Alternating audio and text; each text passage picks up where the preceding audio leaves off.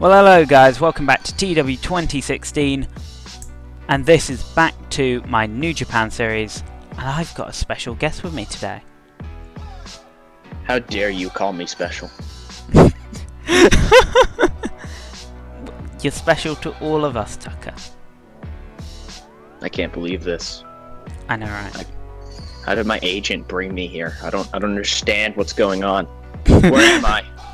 Well, you are here for the Best of the Super Juniors block reveal for my NJPW series. Oh, that sounds fun. Yeah. So, shall we get this underway? I don't see why not. So, with my Best of Super Juniors tournament, there are two blocks, Block A and Block B, and they have both 8 competitors in each. The winner and second place in the blocks, after everyone's competed against each other once, will go on to face each other. No, not each other. Go on to the semi-finals, where they'll face people from the other block who also won and came second, and then the two winners of them go on to the final to crown the Best of the Super Juniors. That was most convoluted explanation for a 2-block tournament ever, but hey. So, shall we just get into the first round? First round of reveals? Yeah, why not? So the first two people revealed for Block A for the Best of the Super Juniors tournament are Rey Mysterio and Will Ospreay. What do you think? Yep. What do you think of these two going into the same block? The Mysterio, are they facing off in the first round? They will actually, yes, they'll be facing off in their opening match against each other. So the Ospreay Mysterio bout is an interesting one because Mysterio's a smart veteran, right? And I would give the edge in this matchup to Mysterio for the simple fact that he's a veteran. He's been all around the world. He's wrestled for decades now. But Will Ospreay is something really special. The way that he's able to use his high-flying offense to not only just wow a crowd, but also, inflict harm onto his opponent is something that I don't think we've seen in wrestling for a very long time. And it might go back to even a young Rey Mysterio. So these two, very similar. Rey has kind of slowed down his old age. But yeah, it's definitely going to be a really, really fun match to watch. Yes, it's definitely, and there's only more to come in this tournament. The other thing is, Rey's had a very long career, so will his multiple bumps over the years cause him to slow down too much during the tournament? Because this is, what, a 7-match tournament in the space of 3 weeks, so it's very grueling on the body. Not quite as much as the G1 Climax, but still very grueling on the body. So we'll just see how he fares during the whole tournament. So I guess we have to move on to Block B and their first two competitors, which are Kushida and El Desperado. What do you think of this matchup? It's hard to really pin either of them, I think, both literally and figuratively. Kushida is a guy who is really well known, to be totally honest, in terms of the junior scene. He's a guy who has been really the face of juniors wrestling for quite a while now. And El Desperado is, I don't want to say he's a newer guy, but in terms of, I think, the wider knowledge of him, he is newer. And I definitely think that Desperado is going to surprise some people with how good, with how well he does, I think, against Kushida, because I think a lot of people may not totally count. People may count him out a little bit just because they don't know him as well as they know Kushida. Yeah, 4-time Junior Heavyweight Champion Kushida, so a very big pick for this first block. So we'll go back over to Block A. With the next two, we have Fujita and Kawaoto. So we have a new young lion in the tournament, and a returning face to New Japan in Fujita. What do you think about this, Tucker? Narrative for this match is very similar to the one earlier with Mysterio and Ospreay, but we don't necessarily know how good the young guy is here in this situation, where with Ospreay, we do know to a degree that Ospreay is a very special talent. So this match could really go either way, I think, as well. But there's more of a mystery to it compared to the Mysterio Ospreay match, where we're pretty sure what we're going to get in terms of the match's content itself. We're still unsure, of course, of the winner. But yeah, that's my thoughts on that. Yeah, Fujita bringing in a very strong style and MMA style background, whereas who knows, this is a first tournament for Kawaoto, so what will he bring to this tournament is going to be very interesting, as well as what's going to happen between people like Rey Mysterio and Fujita, Will Ospreay and Fujita. We don't know, so we'll find out that very soon, but we'll have to head over back to Block B with the next two participants in the tournament, which are Matthew Riddle and Trevor Lee. Well, this is a very much more American and British duo rather than Japanese. What do you think of these two making their debuts in the Best of the Super Juniors? Now, there was some concern, I do believe, going into the tournament if Matt Riddle would make weight. He did indeed make weight, for those wondering. Riddle, of course, a larger fellow compared to most of the other wrestlers in the tournament. But Riddle versus Lee is going to be interesting, because Lee is he's a very hard hitter.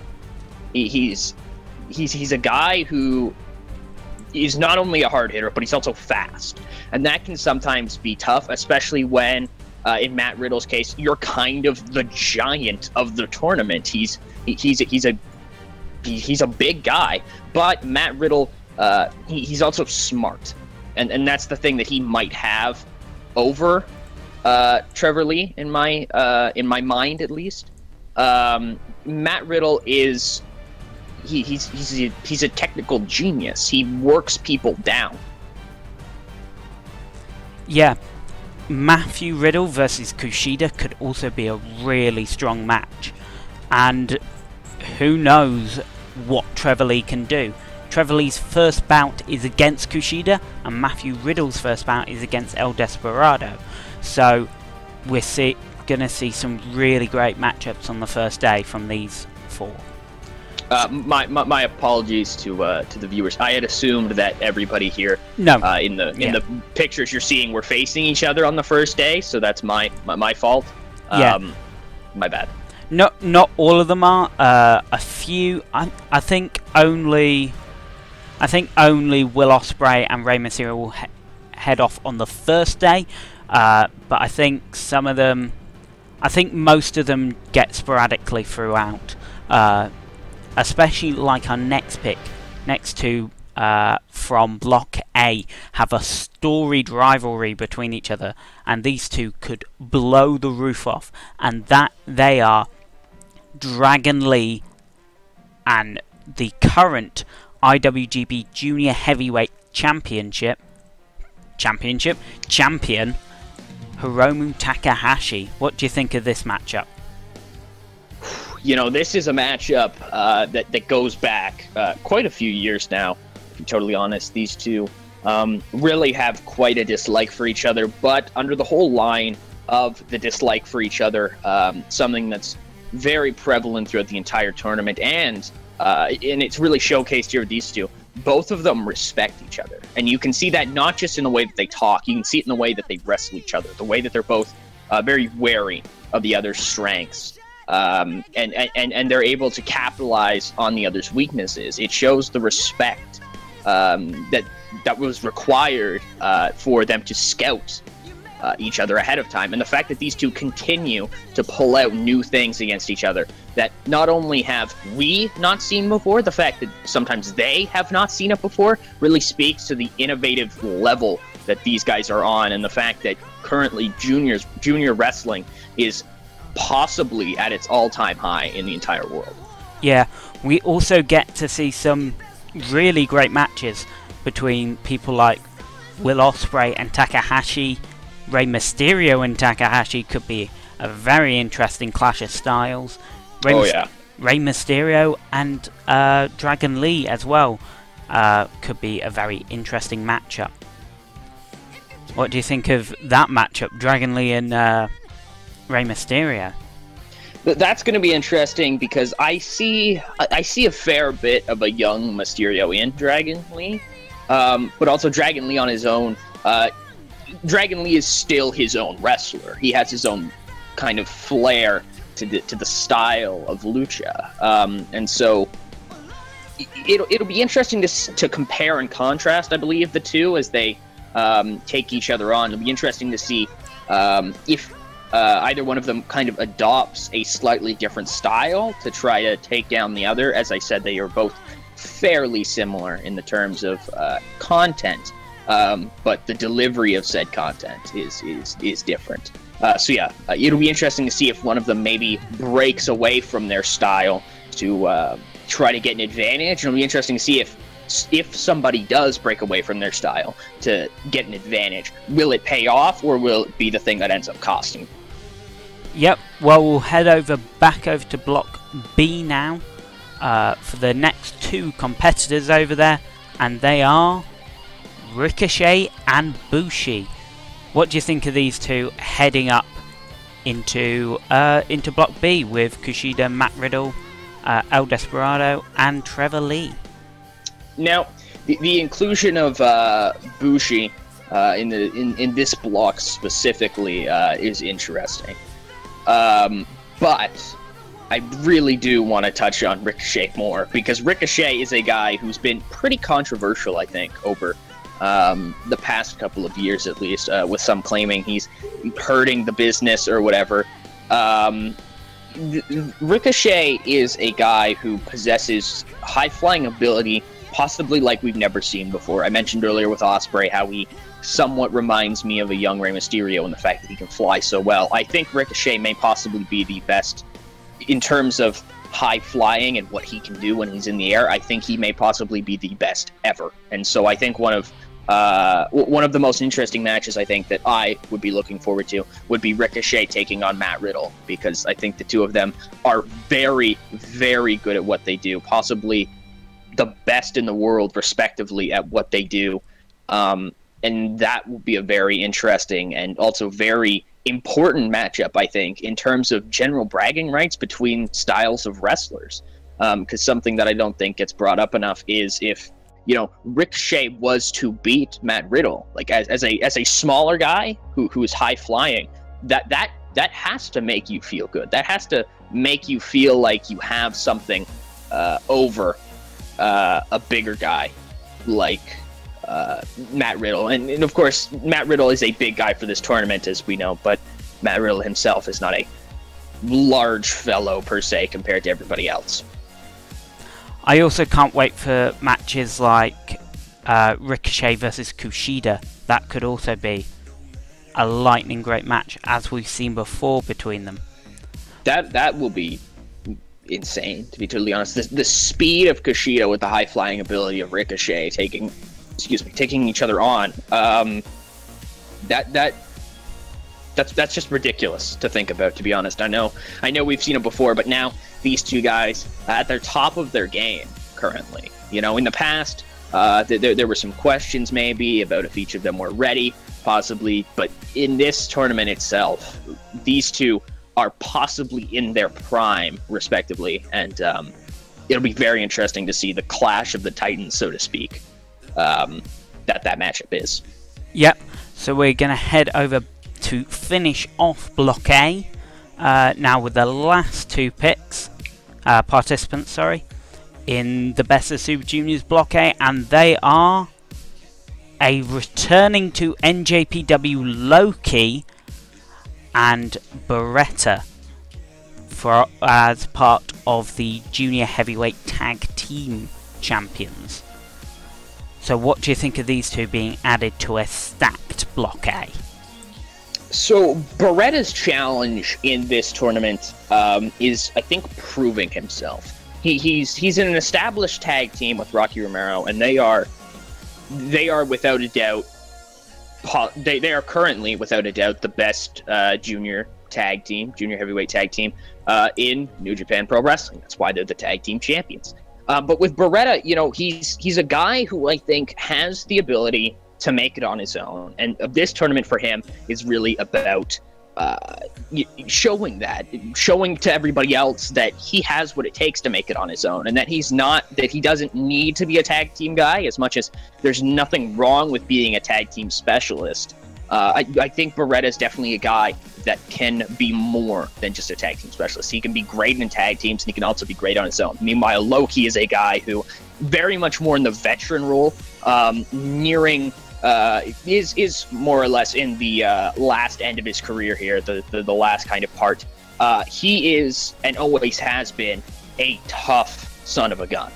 And Loki, for whoever he faces, whether it be Rey Mysterio, Will Ospreay, Dragon Lee, Hiromu, anybody, they're going to have trouble when it comes to Loki, because Loki can take so many different things from you.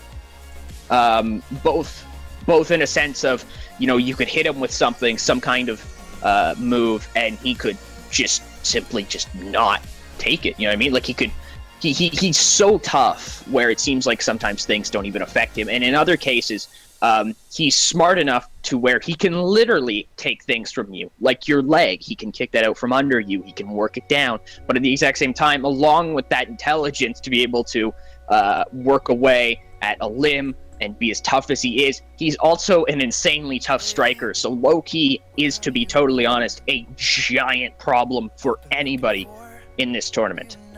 Yep, matches like Fujita versus Loki could be huge striking fests in this tournament.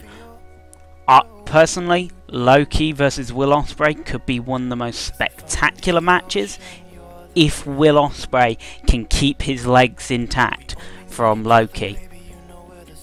Because if Will's legs go anywhere through this tournament, he could have serious problems getting out the group.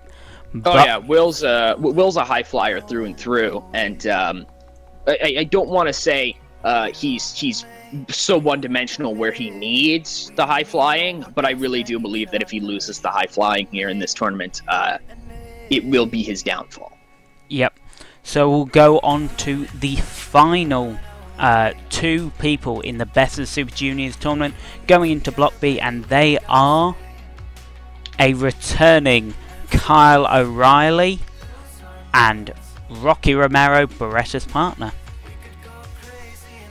What do you think of this matchup, and Kyle O'Reilly being back, one of the best tag team wrestlers in the world, again in the Best of Super Juniors?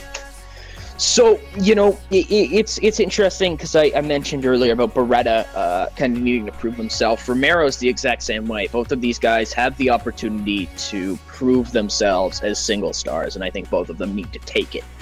Kyle O'Reilly being back is a very interesting thing because, as we know, Kyle O'Reilly is a very dangerous man in many different ways. He's very versatile. And one of the biggest things I think that makes Kyle O'Reilly a threat is that not only he has these tools, he has these assets, he has the intelligence to be able to use them. And I think that's the scariest thing when it comes to a guy like Kyle O'Reilly or comes to a guy like Loki. Not only do they have almost all of the tools, they have the smarts to be able to use them, the smarts to be able to pull them out when they need to, smarts to be able to hold back sometimes if they feel like things are going wrong. They have the smarts to save face when they need to, maybe pull away from the action for a minute, take a break on the outside if they're feeling a little shaken up about something. Where I think other guys sometimes they have this determination about them, where they're just going to keep going, they're going to push through whatever, and that's certainly something that is truly admirable. The fact that they can, you know, just keep going, push through these things. But in terms of wrestling a match, I don't know if it's the brightest idea, because that may get you off your game. It may allow somebody to take advantage of something, a flaw that typically may not be there, but since you're not totally feeling yourself, you know, it may expose itself, and then that may lead to your downfall in this tournament. And also the fact that it's a tournament, an injury on the first night could be hell throughout the rest of the tournament. If Kyle O'Reilly can pick out an injury in one guy, well, that's it for that guy's tournament potentially. If he's injured at the start and can't compete, or injured at the start so everybody's gunning for that injury, that could be somebody's tournament's over. Yeah, not even just like physically in the terms of like taking somebody out at like the knees or something like that. Kyle O'Reilly is so good at psychological warfare. He can create, I don't want to say an injury in your mind, but he can definitely hurt your confidence, take you off your game, and that can lead to that can lead to, you know, future problems in the tournament per se. If you are not, if you don't feel like you deserve to be here, you deserve to be fighting these guys, you deserve to win this tournament, you will not win this tournament. You know, it's as big of a mental game as it is a physical game. Yes, very much so. So let's get down to that first night. First night will be Block A, second night Block B, and they'll alternate going to the final. It's a very intense tournament, so the final week, the whole week has a show, a night, which is hell for everybody. For Block B, they're going to have to wrestle 2 nights in a row to finish, so it's really big for them. But let's get on to the first round. We'll be seeing Rey Mysterio versus Will Ospreay, Loki versus Dragon Lee, Beretta versus Kawato, and Takahashi versus Fujita. What do you think of that lineup for the first night of the Best of the Super Juniors? I think it's a really damn good lineup, to be totally honest. I don't think you need to explain much other than I really think that the names on there, the matchups on there, and the matchups in this entire tournament, I think they speak for themselves. Yep, so again, Block B's first round will be Kushida versus Trevor Lee, El Desperado versus Matt Riddle, Rocky Romero versus Bushi, and Kyle O'Reilly versus Ricochet. So we have some absolute belters going into the first round, and that's gonna be all put up on the channel, every single round, every single match on the channel. It could be hell to pay for whoever gets through. I can't wait. So I'll do a little recap of the people after we've send off, if you've like just skipped ahead and just want to see all of them. But it's bye from me, and I'll send it over to Tucker now to say goodbye. Goodbye. And I'll see you guys next time. The one you try